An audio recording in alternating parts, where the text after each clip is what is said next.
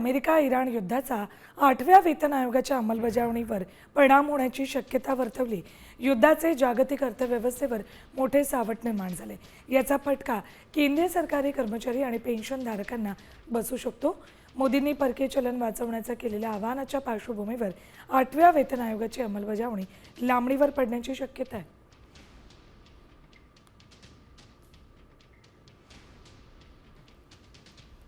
बघा, युद्धामुळे देशांतर्गत महागाई वाढण्याचा धोका आहे। राजकोषीय तूट नियंत्रणात ठेवण्यासाठी कठोर निर्णय घ्यावे लागतात। पंतप्रधान मोदींनी परकीय चलन वाचवण्याचं आवाहन केलेलं आहे। सरकारी तिजोरीवर वार्षिक 4 लाख कोटी ते 9 लाख कोटींचा बोजा पडतोय। 8व्या वेतन आयोगाच्या अंतिम शिफारशींची मंजुरी तेव्हा त्या लांबणीवर पडणार आहे।